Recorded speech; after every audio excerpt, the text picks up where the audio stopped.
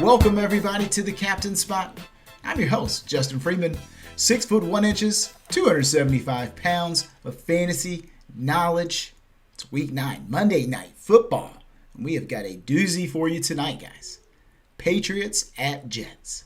Yes, I know, it's the game you've been looking forward to all week long. Well, guess what? Sometimes we get Chiefs-Ravens. Sometimes we get Jets-Patriots on Monday Night Football. That's what we're going to do. We have been given the game, and now we've got $1 million top prize out there on DraftKings, and we're going to approach it all the same research, same process, same money on the line. Terrible game. Who cares? We're going to rock and roll with this thing where we're talking about a game with 41.5 point total. Patriots favored on the road by 10 points. A lot of that has to do with the injury report this week. Patriots, obviously, they've got a number of issues at their receiver corps. Julian Edelman's on injured reserve. They've got N'Keal Harry going to be out this week. We'll not see N'Keal Harry. We'll not see J.J. Taylor at the running back position, now that he was playing a lot in the first place. Damian Harris listed as questionable, running back for the Patriots.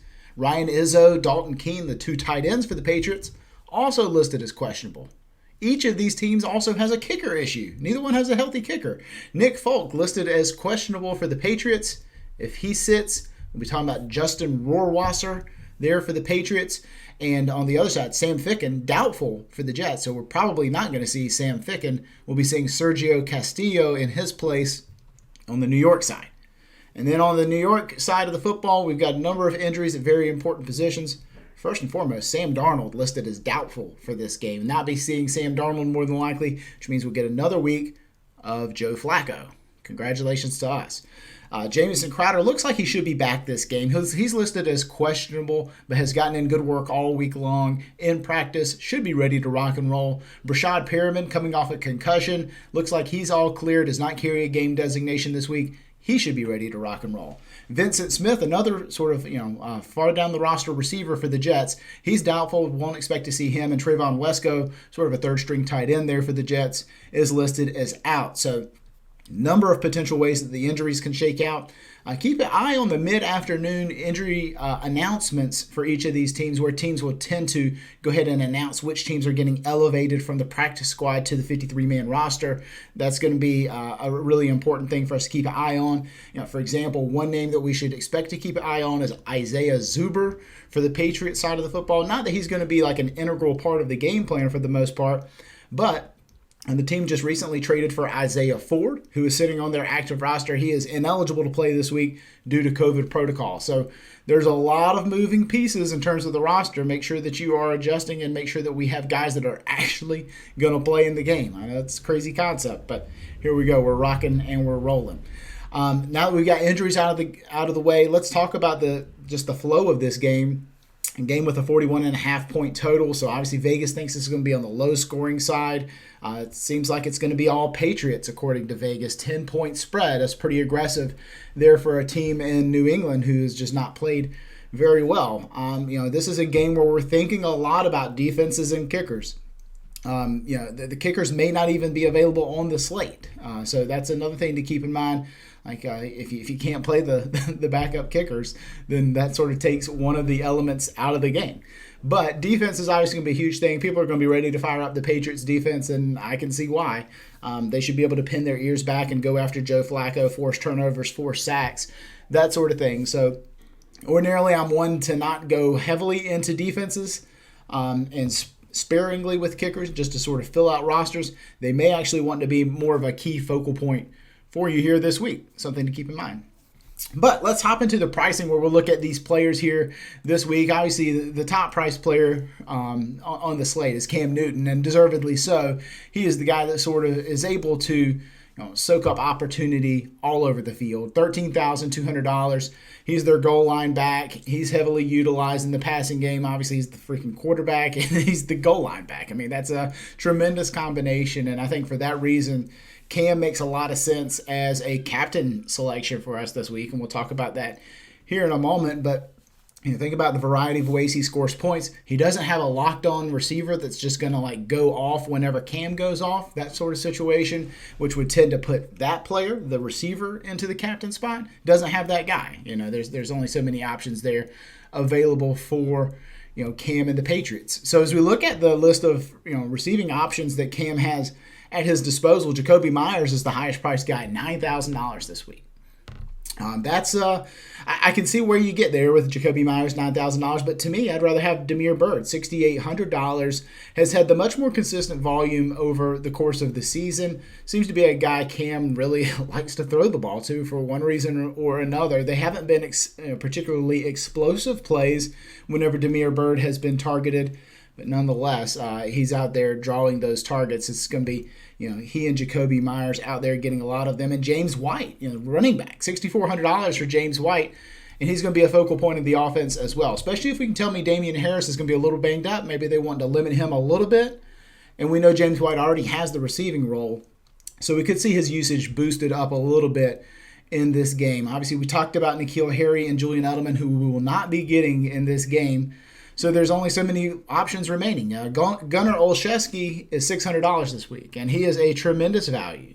He's going to sort of fill out that three-wide set along with Jacoby Myers and along with Damiere Byrd. So at $600 for a starting wide receiver in offense, yeah, man, you got to sign me up right then and there. Obviously, he's going to be a pretty strong play for you. And then obviously I mentioned Isaiah Zuber, who may sort of round out that rotation at the receiver position. Matthew Slater is also a receiver, but does not get a lot of play on the offensive side of the football, just kind of a special teams ace. As we look at the running game for the Patriots side of the football, we talked about James White. Damian Harris, a guy who's banged up, not a guy I'm super interested in playing in Damian Harris. Now, granted, he could be the guy who sort of salts the game away, but overall, not a guy who I'm super, super excited about. Sony Michel still on injured reserve as of the time of this recording. He has returned to practice on November the 5th. So his window to be activated has begun, so maybe we get him. That's another reason for us to keep an eye on the news here this afternoon. He's $2,200. If for some reason he were to come off of injured reserve, that would be a really, really big edge that we could pick up on our opponents. Is knowing whether or not Sony Michel is active.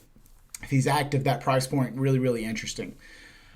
As we continue to look at the running back rotation, we talked to Damian Harris, we talked to James White, Rex Burkhead, $4,600. Burkhead, another guy whose role could increase if Damian Harris's role is limited in any way. Those guys would be kind of interesting. And then the tight end position, Ryan Izzo. I think he's the only guy at the tight end position you can even consider. I don't think Dalton Keene, $200, is in consideration. I mean, Ryan Izzo, $1,400, cheap enough. But there's really no ceiling that exists there with Ryan Izzo. You're banking on him getting, a touchdown on a slate that's going to be extremely low scoring. On the other side of the football, we're talking Jets. Jamison Crowder, our most expensive player on that side, $11,200. Keep in mind, he is questionable in this game. And this will be sort of the first game back with he, Perryman, and Mims more or less at full speed, rocking and rolling out there together. $11,200. We've seen Crowder, with target market shares in the 30% range, and I don't think they'll be quite as high today with all three of those guys, moving in the same offense at the same time. But 11-2, he's got a pretty static role in that offense, and he's a more explosive player than anybody wants to give him credit for. He's obviously a slot guy, but we've seen Crowder break big play after big play, even out of the slot. Joe Flacco, $9,400. I mean, he's going to be in our consideration set just for the simple fact that he's a quarterback. However, keep in mind, quarterbacks on low-scoring slates, not a guarantee to be in the winning lineup by any means. In the running back position, we're talking about Frank Gore and LaMichael Pirine as our two options there.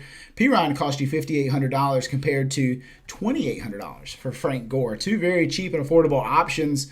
To me, Pirine is the guy that you should be most interested in there because of his passing game usage. We think the Jets will be playing from behind. That's a lot of dump offs to Pirine. That's the workload split is going to be tilted in favor of Pirine over Gore if this game gets sideways.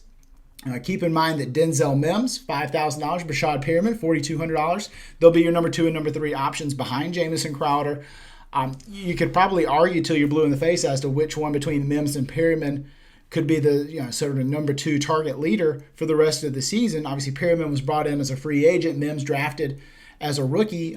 They should be fighting it out for that number 2 role behind Crowder and possibly even number 1. So, we kind of put our faith in Mims last week in Kansas City. Didn't go perfectly, but overall that was a tough matchup. Chris Herndon, your tight end, $1,600 for Chris Herndon.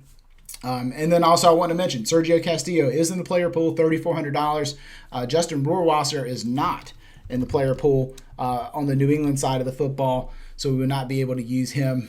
So keep in mind the backup kickers in this game. There's a lot of things for us to consider, a lot of different ways that this game can go. But why don't we take a look at our captain spot allocations this week, where it looks like it's Cam Newton and James White who are the 2 favorite options here this week.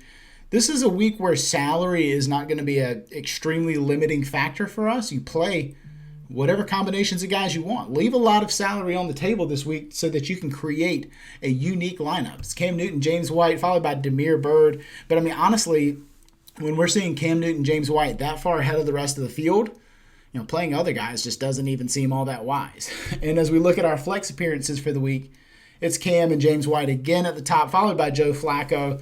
Flacco, a guy we want to make sure we're getting exposure to there in the flex, followed by Damiere Byrd, Rex Burkhead, and then Jamison Crowder.